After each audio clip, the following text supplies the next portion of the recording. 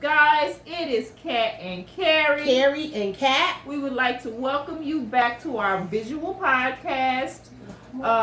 Don't forget to like, subscribe, comment below, right? Because we want to make sure you are participating. You know what I'm saying? Let us know how you feeling, what you got out of it, what you think, and listen for some other comments that you can make in the comment section. Today's topic is marriage before, during, and after. I guess that's what we'll call it, marriage before, during, and after. I guess. Yeah. I guess that's what we was gonna go with. We had seen, well, she had brought it up, but we had seen this video on Facebook circulating where this lady was like going off about how women are not, would you say, ready for marriage or ready for relationships. They're not ready to be all in to be their significant others all. Right. Because you have to wear many hats. But I didn't watch the video in its entirety. But what I did watch, she's speaking what a woman needs to be for a man. However, she never, from what I saw, she didn't speak to what a man has to be for the woman. Right. Because it was about monogamy. Right. That's what it was. Right. I remember, yeah. I did watch a majority of it, but I have to say I didn't watch all of it either. I was kind of turned off when she got to talk about your mammies who didn't tell you. And my thing was, yeah, I think, I as you know, in past videos, I'm generational, and I do think that a lot of information is not being passed on to our daughters. You know what I'm saying? And social skills and stuff like that are taught at home. So yeah, I think a lot of that I get where she was coming from, and I agree with her for the most part. Right. But in saying that you want him to give up this, and first of all, when you all decide to be in a committed relationship, that should be that's a given. Right. If we're monogamous, yeah, if you don't do nothing to me that you don't want me to do to you. Exactly. If you don't want me stepping out on you, don't step out on me. Right. Or whatever. Once we make that commitment, then that's what it should be about. Right. It ain't I'm supposed to do this, I'm supposed to do it, but never hold the man accountable for what he's responsible for in the relationship as well. Right. Because if that's the case, per her logic, she was basically stating that, you want him to stop messing with other hoes. You want him to, like talking about all of the pleasures that he enjoys. Right. But not one time did she speak on, what a woman lacks in a relationship from a man that's not ready to be committed. Really? In a relationship. So yeah, and I forgot my thought, but this is what I was gonna say. We are breaking a lot of the things that come out in the past, like women's position. Well, no, because it's not a general gender role. Yes, we're breaking a lot of the gender roles that have been established, and we're coming to the understanding that a marriage is not cookie cutter like they used to have it in the 60s and the 70s.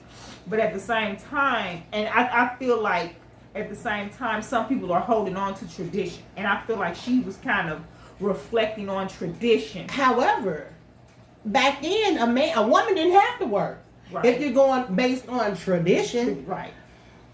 There were definitive roles in relationships where, like I said, the woman took care of the house, so she could be all for that man. Right. And then a part of that was she had no powers or rights. You know what I'm saying?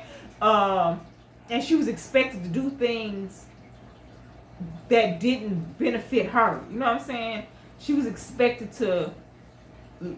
It wasn't equal. It wasn't equal in a marriage. So all of these things we're coming against and we're breaking now. And I get some people want to hold on to them. They did have some value, but at the same time, we have to find balance. And I think now at this point we're finding balance. And so when she got to talking, I got to thinking about the fact that I was married for 17 years. As I probably said many times, I was married for 17 years. And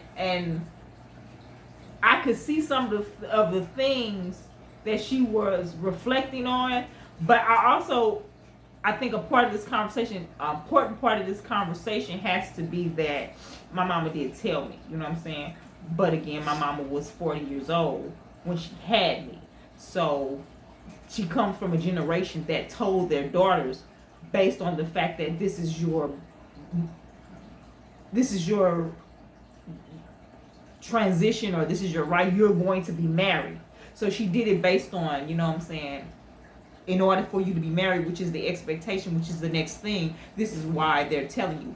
This generation that's coming now, or these that are out now, they don't have that. Like, you don't have to be married. You know they don't have, like, I was just about to say that, like, marriage, it's a foreign concept. Right. Commitment to a lot of people now is a foreign concept. Right. Because some people don't really want the commitment. They want the, what's the word I'm looking for? The benefit that comes along with being with somebody. Right. Whether it be financial, physical, like some people just can't be by themselves. Right. Or whatever. And people will tend to gravitate towards somebody that fills whatever void is missing in their life. Right. Not really looking for the true commitment. Right. Right. And I feel like changes have come to where it don't work like that. I can't get that out, but here's what we'll go with that. I was gonna go with, you know, again, being married for 17 years, you pick up some things and you get some understanding, and I figured the me that was 21 and got married is very different than the me that was 30 and married, and it's very different than the me that is 43 and a widow. You know what I'm saying? And so those principles are learned. You know what I'm saying? Those things you're talking about are learned, because when I first got married, I was not and I was told. So yeah, your mammy didn't tell you, but I was told. You know what I'm saying? I still had to adjust to some things, and I still, you know, had the understanding of the freedoms that they didn't have in the 60s. So I understood that, you know what I'm saying, I ain't got to do that. You know what I'm saying? And when I first got married, I truly did love my husband. He spoke to a version of me that wanted to be great. You know what I'm saying? He spoke to the part of me that was like, oh, I wanna, you know, have a marriage, have kids. I wanna build a house. I wanna build a business. I want it to be under him. Like, I wanted that. I want us to be in a relationship. And I still, in all honesty, want that type of relationship where we are just a unit. Right. And I feel like after the Trump thing, during and after the Trump situation, that families have to be in this. You have to be a unit right now. Like, you don't really have a choice. You could try something else, but I feel like the way you have to have that clan mentality. Right, you do, because not Ku Klux, but right, clan mentality. Right, like yeah, right. That's what Jihad is always talking about. The clan, right? As far as, you know, our unit, our family, right? Because me and my kids, Dad, we were together for 17 years. We didn't get married, right? But there were still things that was expected in the relationship, and that were given in the relationship, right, or whatever. Now, relationship didn't last, unlike, you know, like your situation, right? We parted ways, right, and it was for the better for the both of us, right, because we grew up as kids together. We didn't, and we grew apart, and right, that happens in relationships as well, right, or whatever. But we are better now than when we were together, and we accomplished a lot together, right. So yeah, we didn't get as much done as we set out to do when we got together, but I did grow. You know what I'm saying? Okay, so let me say this: my husband was uh, was it 17 or so years older than me. I was 21 and he was 40. He had just turned 40, so something like that. 19 years older than me. So when I got married, and then I do have to think, the things that I think contributed to it are the fact that I grew up in a older family. B, I grew up without a father. You know what I'm saying? And you know, a lot of people like to get up here and be like, I didn't need no father figure. I didn't marry him for no father. But I was clear on the fact that that might play a role. You know what I'm saying? I never didn't think that played a role. So but my family is full of my women, right? So most of the women in my family raised the children by themselves, and most of the children were girls. We have a sprinkle of men in our family, but most of them are women. And my grandmama was the matriarch. You know what I'm saying? She ran her family. You know what I'm saying? We loved her. She ran it with love, care, and all of that. So yeah, it was a woman dominated family. My grandmama and her sister were real close, so it was a woman dominated family. So I did understand the woman's aspect or thoughts on what it was to be married or what our part was, but I did not have a clear understanding of the male version because I did not have very much male influence. Right. So yeah, so that did play a role in me getting married and in how our marriage was run, because you know that those were the facts. When I first got married, me and Victor, when we first got married, we was in love. I loved, and it was not the appearance that did it, and it was not the sex that did it. It was like Victor spoke directly to my spirit. Like he spoke directly to my mind. I swear to you. We first got married during the Bush. We was running or rerunning or something like that. And we argued every time I see him. I was like, Bush not gonna be president again. And he was like, yes, he is. It was just simple facts. And we could argue facts like that. And that spoke to my spirit. Like if we could talk politics and we could talk religion and we could talk, and he had a different version of religion than me. So we could argue that. And I had my 21-year-old thought on knowing everything and knowing nothing all at the same time, but I still kind of had some right in there. Like I was right, boom. I was excited. But once we got married, the things did kind of change. Like he still was able to, by the time we got married, I trusted his understanding and his leadership? Yeah, I did. I trusted his leadership, and I think that's what we lack in some places. Like we're not able to submit. You know what I'm saying? But I've never had that problem. That's my problem is that I do submit. Right. That is my. Well, I submit. I was able to submit, but I'm only able to submit if I trust you. Like it was another video going around Facebook, and the girl was like, I will dog him. If I make more money than him, I will dog him or something like that. She said, and I thought, well, geez, I was going off because I thought, girl, you on here talking crazy. But in all actuality, money aside, if you don't have the confidence, if you're not a man to me, I will. I will. That's when Jahad and I before we got together. It's like I didn't have a strong personality. However, I did perceive him to be a pushover. Right. And I'm like, I didn't see it. I'm like, I would run him. And that was my mindset. But mind you, at this time, I'm 15 years old. Right. And I'm like, because he was just so sweet. Right. Yeah. And I'm like, and back then, this is 1989. Right. Oh, goodness. Yeah. So I had the mentality, like, I would run him. But then it's like we got together, and he was, he was not the pushover that I thought he was. Right. And again, we grew up together. We learned a lot of things together, and then we became parents. Right. And then he went away to the military, and I'm here with the kids. When he came home, we lived together. Right.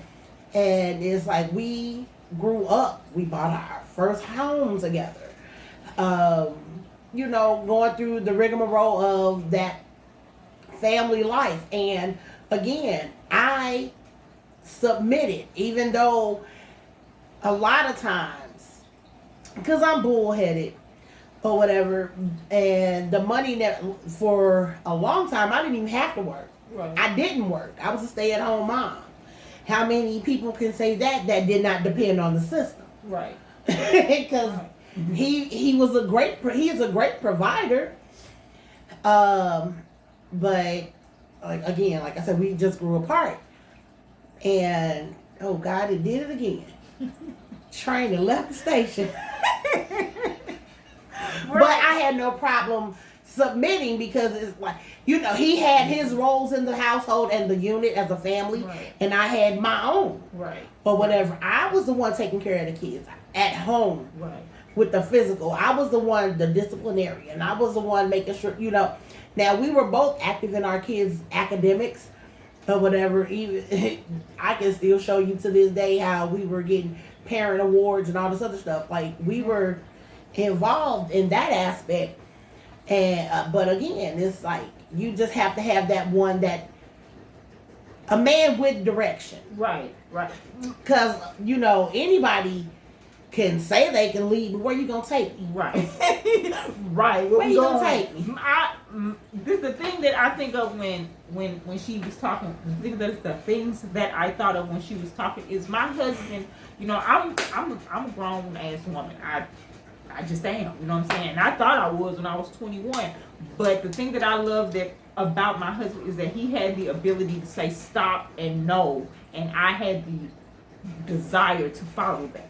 Like if my husband said no and stop, because honestly, as a woman, and I know, right, and I know that women don't like to think, and the compromises that we make are huge, and women don't like to think that we are wild and out of control when men are not around, but we are. Like me unmarried now, there are some things that I would not have done with my husband, like.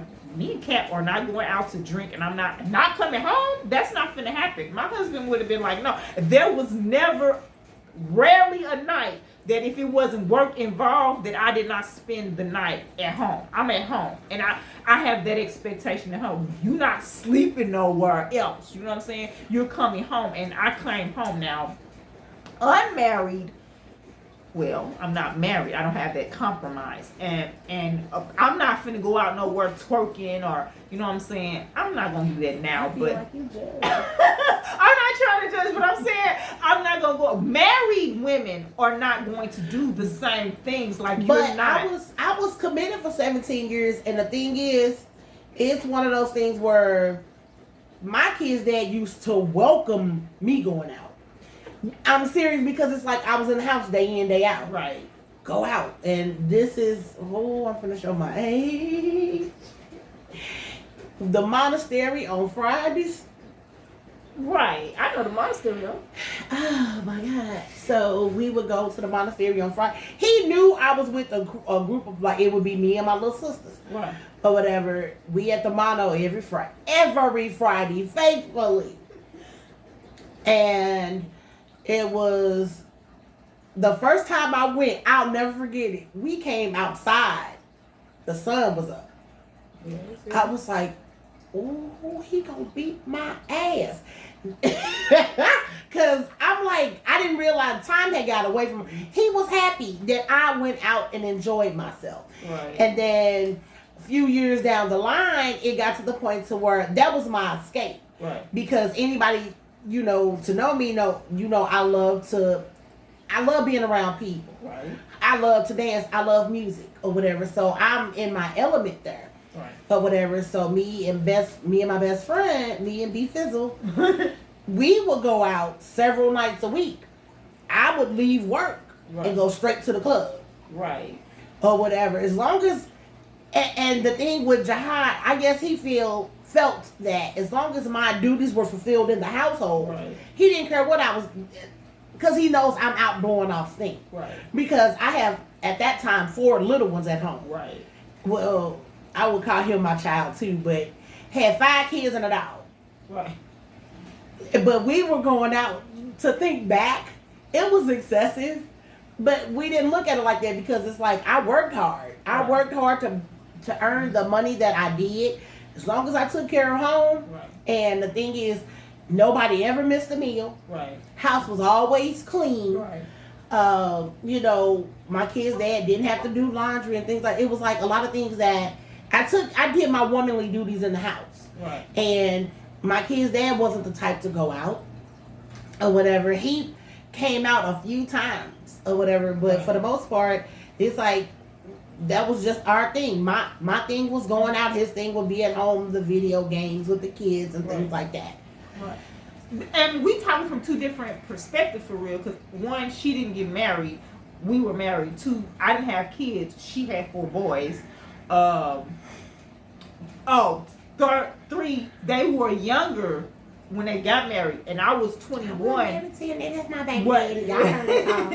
I was 21 when I married a 40-year-old. So I was 15. He was 18, getting ready to turn 19. Right. Yes. Oh no, he had just turned 19, and it was we got together a month before I turned 16. Right. So yeah, these components are different. The you know variables are different. Yeah, and so, but they still matter. They still count towards, you know what I'm saying, being in a relationship, because both of us still had to compromise. There was compromising involved in that. And you know, a part of the video, she was like, you know, you ain't got nothing going for yourself. You don't have no dreams or no goals and no ambition. Right. And with that video, what I did take away from it, like I said, some of her points were valid. Right. But she did not, again, address the middle. Did not address the other side of that coin. Right. Because, you know, if the expectation for me from you as my partner is, well, you finna go out and sleep with somebody because I'm not able to give you this, or like, there's no point in us even being together. Because, you know, and I'm not gonna sit here and pretend that I have been the good girl in the relationship. I've done my fair share of dirt. I've had dirt done to me, or whatever. But I will say this: once you decide to step outside of that relationship is no more. It will not ever be the same. Right. Even if you are able to forgive, it's still gonna be, because people that forgiveness is conditional. Right. Because anytime something don't act right, anytime something doesn't go right, usually the person will throw it up in somebody, you know, you'll throw, whether it be the man throwing it up in a woman's face or vice versa, you're going to bring it back up. But if you forgave me, it's not supposed to be brought up again. Right. Especially if we've discussed it and moved past it. Right. And what else was it that she was talking about? Because I was like, yeah, Mama, I hear you. Right. It sound good. But the tongue will make your mouth say anything. Woo, she was going, that tongue was doing some work, boy. I was like, woo, girl. But if you want him to be this and you got to do this for him, you got to do that for him, yeah, I'm with you 100%. Right. But he got to meet me too. Right. Because you know what? Me and Victor could have been, we was gonna be great, you know what I'm saying? We was gonna be great, but he got sick somewhere up in the middle of our road to greatness. Because in my mind, we was gonna be great because we wanted the same things, and he was supportive.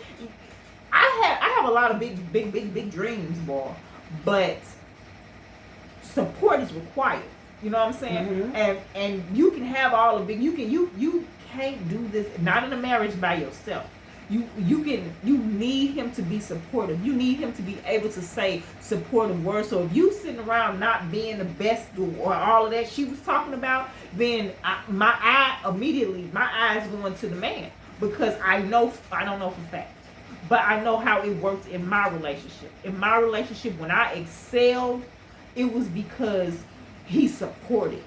Right? Anything that I tried to do that he didn't support, didn't do as well. Because I knew I had to convince him, and I knew it was going to be a struggle to do it without him.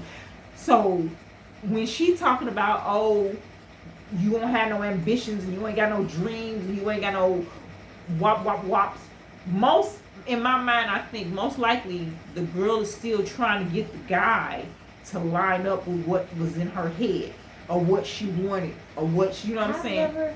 I've never been that. For me, it's about compromise. You're not going, even in the Tyler Perry movie, like, you'll have the 80-20 rule and all this other stuff. You just have to find or be with that person that is going to give you the majority of what you want. You determine for yourself what you're willing to compromise. Right. And how much in what you want and how much you're willing to bend to give somebody else what they want. Right. Or whatever. Like I said, I've never, I stated this before, I'm the alpha in my life. Right. So I'd love for a man to be able to come in and be in control. Right. I have zero problem submitting. Right. However, I will not.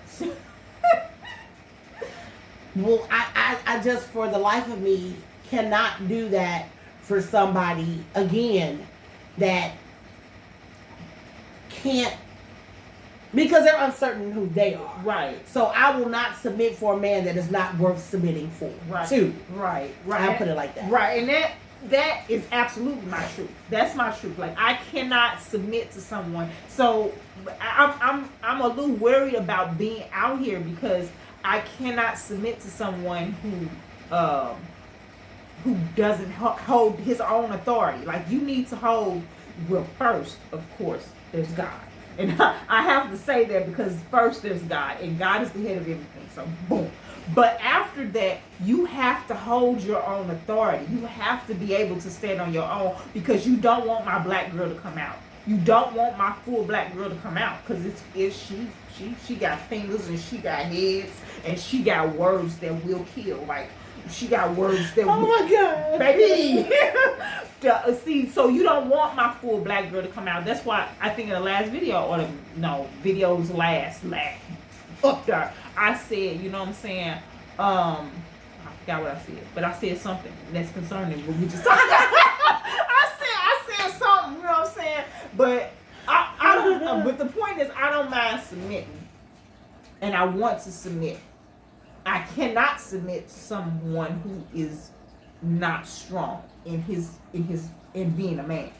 And knowing that, I have to be careful about who I pick today or who I talk to. You know what I'm saying? So it gives me a thin line to walk on. It gives me raw pickings, and that's why I was saying that's what I was saying. I date, most of the men that I date are older than me, and they have to be older than me. So when me and Victor got married, you don't make the decision when you standing up there on the altar. You think that you do, but you don't make the decision until you get in the meat of things, and then you really now having to decide and this is the commitment I made, and this is what I want, right? So when I got up there and I was getting married, I said, you know what I'm saying, better or worse, rich or poor, I said that, right? I agreed to that, but I continuously had to agree to that when they found out he was sick, when I found out he was sicker, other things. I continuously had to agree to, when the family comes in, you continuously have to agree to better or worse, you know what I'm saying? And he continuously had to agree to better or worse, you know what I'm saying? Because all of these factors come out at you that you didn't even think about, you know what I'm saying? When you get married, they just whoosh, they come out the blue, it seems like. And even if you think there's going to be people, there's going to be this, there's going to be that, you don't think on what that looks like, what that means. So in a marriage, you have to be accepting of a lot of things. You right. Once you make that commitment. Right. And so what she's talking about is like, you make this commitment one time and then you just ride into the journey of the commitment. No, you every day is a commitment. Right. You every single day is a commitment. To your marriage. Right. To your, and then see, because you get conflicts out. we get confused at what we're committing to. We think that we're committing to this person, but we're committing to the whole package. There's a whole package. Because the thing is, you two become one. Right. In that situation, two people become one. Right, yeah. And everybody ain't ready for that oneness. Right. And we think we are in that. I understand loneliness, you know what I'm saying? Because, yeah, it's real. Loneliness is real, you know what I'm saying? And I'm not going to go there. Go ahead. And you can be within a marriage and still be lonely, but that's where communication comes in. Right. I think it hit real different when you are actually, because people be saying stuff out their mouth like, I'm in marriage and I'm alone. Whoop, whoop, whoop. Let me. She say I'm judging. I'm not going. That's no. Because no. I think that you people that be married and the wife is talking about I feel alone and all that in a marriage, and then you get out here and you actually alone because it's hitting different for me. You know what I'm saying?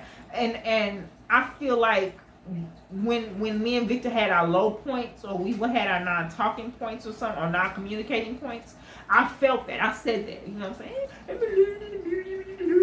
But it's really hitting different right now. It's really hitting different to not have somebody right there when you roll over. It hits different when you driving in a car by yourself, but it is different when you're driving in a car by yourself because I used to love Victor to drive, you know what I'm saying? I used to let him to just ride alone, you know what I'm saying? And it hits different to go to Jaden's, which is the soul food restaurant. It hits different to go there and eat and he's not there, you know what I'm saying? It hits different to have an idea and not have somebody that I know is going to be a part of that idea to tell it to. Like, oh, Victor, you know what I'm saying? I want to do this, that, and that. And if you want to know a person that'll break down a goal for you, like, okay, so who, what, when, where, why, you know what I'm saying? You can bang it out with. It is different to have somebody, to not have somebody that to really just bang out this idea, and at the end of it, you be like, okay, yeah, maybe. Right. You be like, okay, well, maybe this wasn't the best idea, or maybe I need to think about it a little bit more. You know what I'm saying? All of those things contribute to you not feeling alone, contribute to you not feeling alone or not feeling out here by yourself, or you know what I'm saying, moving faster in your goals, because there's a lot of things I want to do that I'm doing a little slower because I'm thinking more. I'm thinking for two people. I'm thinking because I have nobody to bounce it off like that. You know what I'm saying? I get what you're saying. Right. You know what I'm saying? Like it was different. Like my situation, my breakup was different with my kid's dad because I went from one relationship kinda to another one or whatever. But when I left that one, it was different because I hadn't slept in a bed by myself and years, like 16 years, I hadn't slept alone. So for the first, like from when I was staying at home with my family or whatever. But as far as relationship goes, the first time I slept alone, right, I think it was like 16 years, and that was the oddest, weirdest, just it was an emptiness that I can't even describe it. Right. Or whatever, and then I jumped into another relationship, and that lasted for a good little minute. Right. And I ain't even finna get into that. But that was actually my most fun relationship though. When I was with Brian, oh my God, we had the best time, but it was fun. Right. There was no real substance. Right. He was a distraction. He was a season. Right. We're still good friends, but he was a season. Right. And it's like after that, I didn't have anybody sleep in the bed with me again on a consistent basis to that. And thank God I get to sleep alone. Right. The queen size bed is good enough for the queen alone. Right, you learn from some. I haven't gotten there yet, but I do realize that we move different single. Like I don't have to think. There are some things that I don't have to think about how I'm moving out here, because I don't have to think about how it affects somebody else. You know what I'm saying? Or if somebody see me and go back and tell them, and it's a misunderstanding. Right, because yeah. people love to stir the pot. I Right. saw. Right. What did you really see? Right. You know what I'm saying? And so I don't have to move the same when it comes to 3544. I don't have to move the same when it comes to being single. You know what I'm saying? There's still things that I have to do because of me. You know what I'm saying? You want to represent somebody who has standards and blah blah blah words, but you still are a little freer. You know what I'm saying? And I feel like right now I'm discovering my alone self. You know what I'm saying? Oh my God, I relish in mine. Right, but I'm just now discovering my alone self. I don't relish in mine. When I tell you tomorrow, you know, that's the first time this house will be empty. My house is yet to be empty. Go and relish in your empty house. Go ahead. Oh, honey, I'm gonna sleep with my bedroom door open. Oh. Right, but my house is yet to be empty. Yes. Everybody, like my nieces and nephews, are there, and I think they're there because since my husband has been gone, I have not been alone. Like my house is not. That's 2 years. 2 years, somebody has been in my home. So every night they all live there. They use it as their address, and they go off to their friend's house and they come back. But everybody is running through my